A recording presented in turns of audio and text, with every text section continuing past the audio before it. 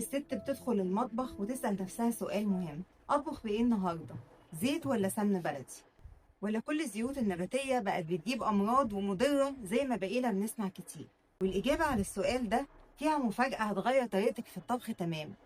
وزي ما اتكلمنا في الحلقة اللي فاتت عن أهمية البروتين وجسمنا بيتعامل إزاي في حالة نقص احتياجاتنا منه، هنكمل معاكم في سلسلة الحلقات الكلام عن باقي العناصر الغذائية اللي جسمنا بيحتاجها، ونعرف الصح والغلط على أساس علمي مدروس علشان نحافظ على أغلى ما نملك وهي صحتنا.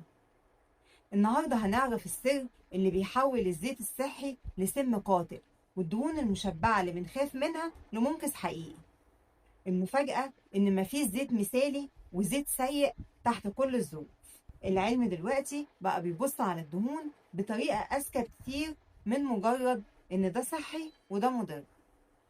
خليني أقولك معلومة جايز ناس كتير ما تعرفهاش. أكيد نوع الدهون اللي في الزيت مهم، لكن الأهم هي طريقة استخدام الزيت نفسه. يعني في زيوت ممتازة ومغذية جدا، لكن لو سخنتيها زيادة بتبوظ وبتتحول لمواد مضرة بالصحة. وفي دهون ناس بتخاف منها وبتبعد عنها، لكنها بتكون مستقرة وثابتة جدا مع الحرارة، وهنقول الأمثلة كمان شوية. تعالوا نبدأ بحاجة بنسمع عنها كتير: الأوميجا 3 والأوميجا 6. دول أحماض دهنية أساسية مهمين للجسم، الاتنين الجسم بيحتاجهم وما بيصنعهمش وما يقدرش يستغنى عنهم، عشان كده لازم يكونوا موجودين في أكلنا. والمفروض إن نسبة أوميجا 6 الأوميجا 3 ما تزيدش عن 4 لواحد. طيب المشكلة فين؟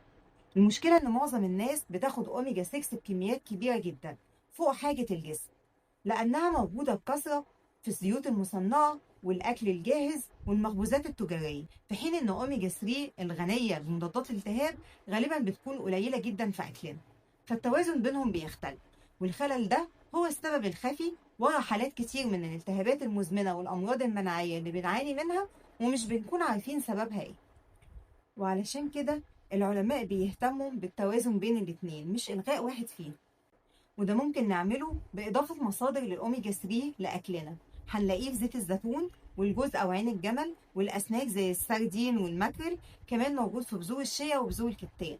والحاجات دي اتكلمنا عنها بالتفصيل في فيديو الدايت المضاد للالتهاب، هسيب اللينك بتاعه في الكومنتات إن شاء الله. نرجع بقى لموضوعنا. طيب إيه هي الزيوت المناسبة للطهي؟ زيت الزيتون خصوصا لو الطهي على حرارة متوسطة أو نار هادية.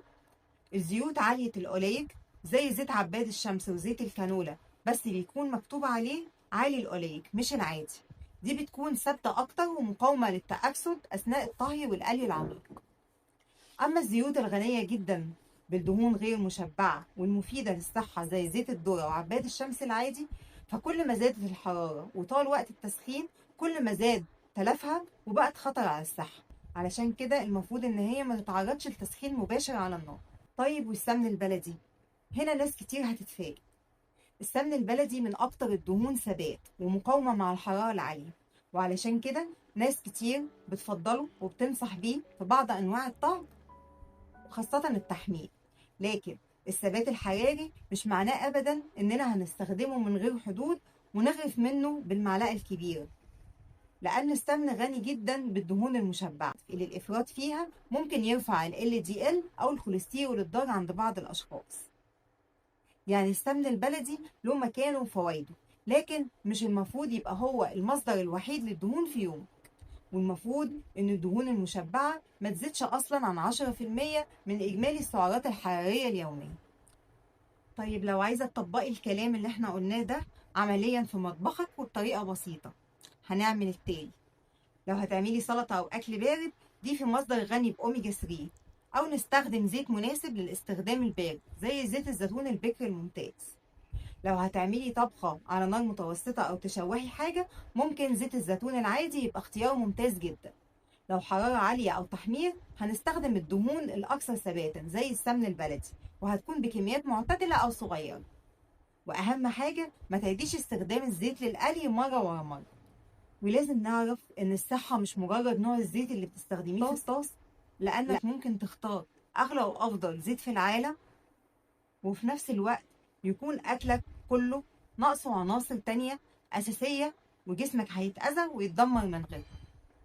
وده ياخدنا على طول للحلقة الجاية، لأن في حاجة ناس كتير بتستسهل وبتشيلها من أكلها تماما، مع إنها هي الغذاء الوحيد لتريليونات الكائنات الدقيقة اللي عايشة جوه أمعائنا وبتحمينا، وهي الألياف.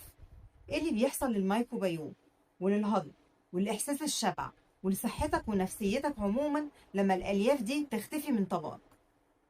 في الحلقة الجاية هتعرفوا ليه غياب العنصر ده ممكن يكون السبب الحقيقي ورا الجوع المستمر ومشاكل القولون على المدى الطويل، مش الراحة المؤقتة اللي ممكن حد يستند عليها في الترويج لفكرة غلط. وهنعرف ازاي ان حصة واحدة من الألياف بتفرق في صحتك كلها. استنونا في الحلقة الجاية من سلسلة لما الصحة تبقى ترند. دمتم بصحة ووعي متجدد.